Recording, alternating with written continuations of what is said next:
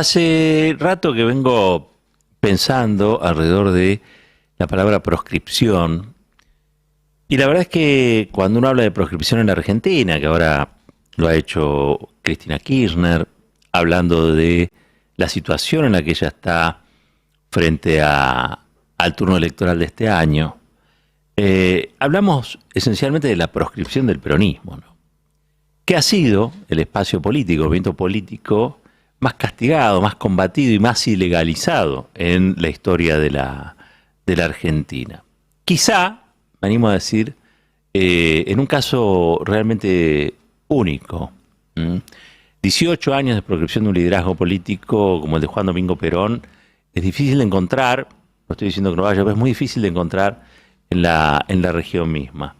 Y la proscripción del peronismo nos deja, me parece, muchas señales, muchas huellas para pensar esta proscripción que sufre quien es, a mi juicio, la líder del peronismo. Iba a decir líder indiscutida, pero no, hay muchos cuestionamientos.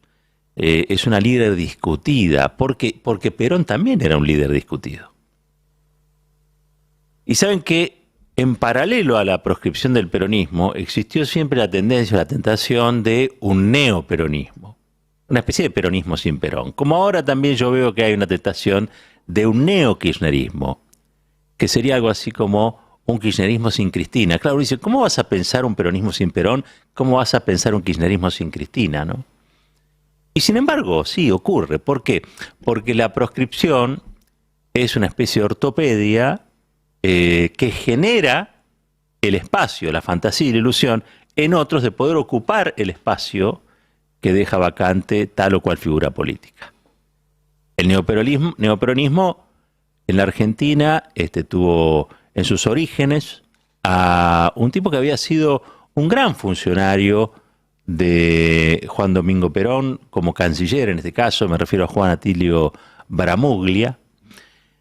Como ahora vemos que hubo muchos realmente, ¿no?, funcionarios de los gobiernos de Cristina Kirchner o de Néstor Kirchner que son anticristina. Bueno, también allá a Bramuglia se le ocurrió un día que él tenía las condiciones para superar a Perón, aprovechando que el líder estaba no solamente depuesto, derrocado, sino proscripto y exiliado en distintos lugares. Perón estuvo en Venezuela, estuvo en República Dominicana, Perón estuvo en Panamá y Perón finalmente termina recalando en la España de Franco. Eso es sabido. Mientras tanto, Bramuglia arma un partido político después del golpe del 55 que se llama Unión Popular.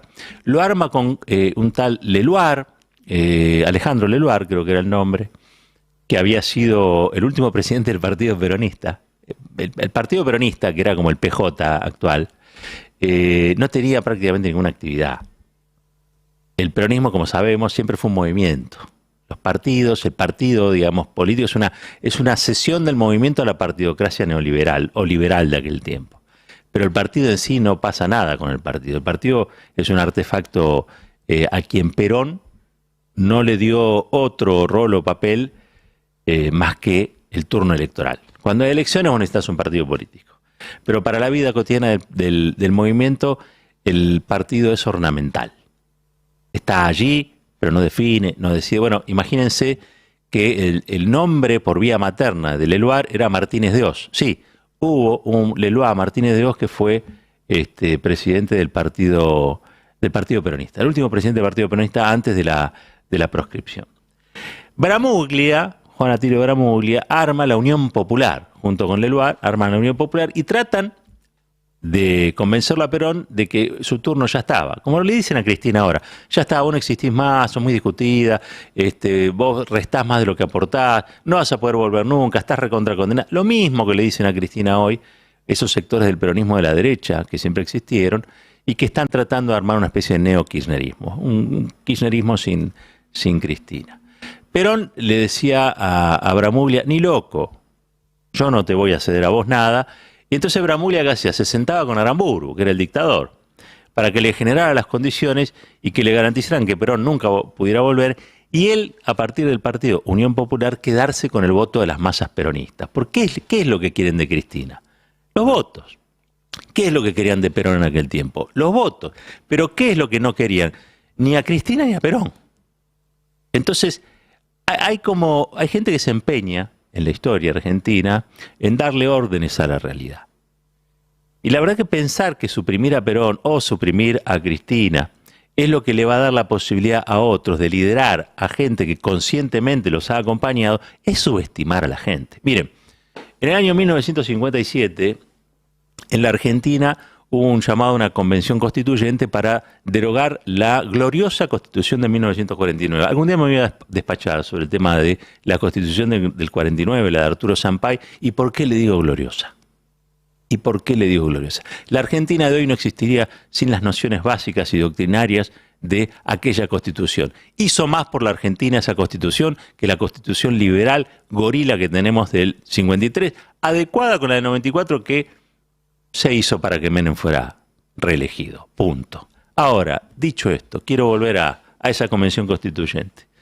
En esa convención constituyente, los neoperonistas llaman a votar para después oponerse, ¿no? Es decir, vamos a tener legisladores propios y después nos oponemos a que reformen la Constitución. Pero avalaban el llamado que hacía la dictadura fusiladora. Ya a esta altura habían fusilado peronistas, los habían encarcelado, ya estaban todos los artistas perseguidos, todo el desastre que hicieron. Habían cerrado los diarios peronistas. Todo eso que hacen los democráticos y republicanos cuando están creídos de que encabezan una especie de cruzada para liquidar a los males de este mundo, que son encabezados, usted sabe, por los peronistas o por las peronistas. Finalmente se hace ese llamado de la convención, se hace una elección, Perón desde el exilio manda a votar en blanco, y ¿saben quién ganó? El voto en blanco. Perón desde el exilio llama a votar y llamó a votar en blanco. ¿Para qué? Para no convalidar, para no legitimar un proceso que lo tenía proscripto. Vamos a pensar de vuelta, ¿qué tipo de democracia existe con una proscripción? ¿Qué tipo de democracia teníamos en la Argentina en ese tiempo y qué tipo de democracia tenemos hoy? Donde estamos pensando que la principal conductora del espacio más grande en términos de representación política de la Argentina no va a poder participar de la elección porque hay una Corte Suprema que se lo impide. Bueno, a Perón también se lo impedieron en aquel tiempo. Estamos hablando específicamente de esa convención. Gana el peronismo, segundo Frondizi, la UCR ya había partido, tercero la otra ala del radicalismo, que era Balbín, que era de derecha. Frondizi se ofrecía como una especie también de peronismo sin Perón. Decía, bueno, vamos a mantener las cosas que están bien y vamos a corregir las que están mal. ¿Se acuerda quién decía lo mismo? Bueno, Frondizi inaugura una política a partir de ahí de acercamiento al peronismo. Y finalmente Perón y Frondizi, a través de Frigerio, hacen un acuerdo por el cual Perón iba a llamar a votar a Frondizi bajo la promesa de que iba a cesar la proscripción, se iba a dejar de perseguir a los peronistas, no se iba a entregar el país al Fondo Monetario Internacional. Bueno, cosas que después Frondizi traiciona. Pero Perón lo llama a votar a él. Y mira lo que son las cosas. Obviamente gana Frondizi las elecciones del 58, y así todo hubo peronistas que votaron en blanco. Vieron que ahora también pasa algo parecido, de que hay gente que dice, no, yo si no está Cristina no voy a votar a nadie. Yo la quiero votar a Cristina, no quiero votar a otros. A lo sumo te dicen, no, bueno, si no está Cristina, Axel. Pero después no quiero votar a otros. Ese es el debate que hoy tiene el kirchnerismo, como expresión dinámica del peronismo, digamos, la más dinámica. No estamos hablando de los que creen que el peronismo es el PJ. Estamos hablando de los que creen que el peronismo es, antes que nada, una experiencia y cómo esa experiencia cabalga la historia en un determinado momento, ¿no? Perón nos enseñó eso. Si uno va a sus escritos, a sus discursos, va a entender que si hay algo que Perón no era, era dogmático. Por lo tanto, era siempre una teoría para una realidad, digamos, ¿no? Y la acción estaba concebida desde esa teoría. Ahora, 800.000 votos recibe el voto en blanco en esas elecciones. Es el peronismo rebelde, es el peronismo de la resistencia también. Ahí se colaba algún que otro neoperonista, esos que querían o le exigían a Perón que fuera de otra manera. Estamos en presencia de la época de Cook, en la que John William Cook le decía a Perón, no vayas a España, andate a Cuba, que está Fidel. Y Perón, que era peronista y no otra cosa, decidió quedarse en España. Pero lo interesante es que la proscripción nunca se dejó de pelear. y que en paralelo a la proscripción lo que surgía era el neoperonismo, del mismo modo que ahora proscriben a Cristina y surge el neokirchnerismo. Hay una frase del Padrino que define casi todo en política. La pregunta clave de cualquier conductor: ¿quién es el traidor? ¿Quién es el traidor? Y en la saga del Padrino hay una respuesta a eso. El traidor es el primero que te viene a ofrecer un acuerdo. Bueno, a Perón le llegaban todo el tiempo allá a Madrid gente que decía: mira, acordamos de esta manera o de la otra y a vos te levantan la proscripción, pero es una proscripción a media, vos podés volver al país pero no te puedes presentar. Bueno, vos en realidad, ¿qué querés? No te vamos a dar la oportunidad de participar de las elecciones, pero te vamos a devolver el cadáver de Evita, que nosotros sabemos dónde está, pero a vos no te lo vamos a decir. Y no se lo vamos a decir a nadie porque la tenemos desaparecida. Hace 16 años estuvo desaparecido el cadáver de Evita. Cabanillas, y con esto cierro, que fue el que tuvo a cargo el proceso de desaparición del cuerpo de Vitas, general Cabanillas, murió por la década del 80, creo, principios de los 90, y desde las páginas de la Nación lo despidieron como un héroe. Un tipo que mantuvo desaparecido el cuerpo de Evita durante 16 años, no se lo dijo a nadie, cometió un delito sobre 16 años y era despedido como un héroe por el diario que ahora presenta a los choriplaneros ya directamente como si fueran personas deficientes en relación a los otros que son comedores de sushi. Una cosa increíble, pero no importa. Vuelvo a la historia. En ese caso, lo que quiero recordarles es que Cabanillas también fue en el año 58 el que preparó un atentado para matar a Perón en Venezuela, en Caracas más precisamente. Sí, Cabanillas le hizo volar el auto a Perón.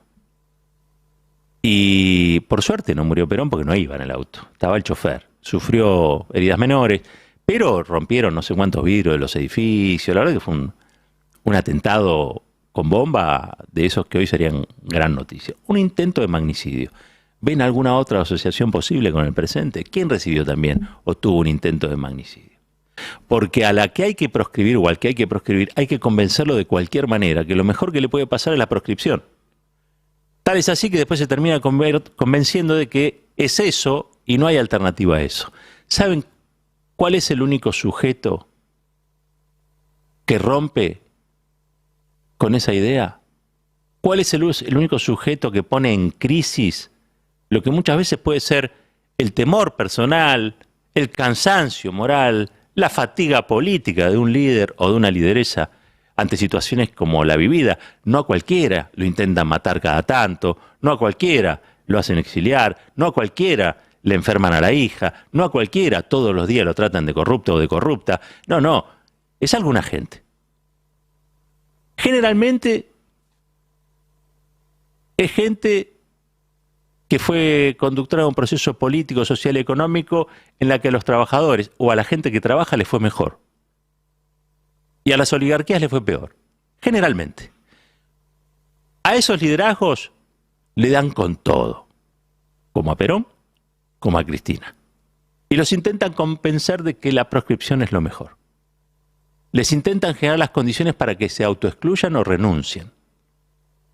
Y finalmente, claro, cuando el líder decide en soledad, yo siempre cuento lo mismo.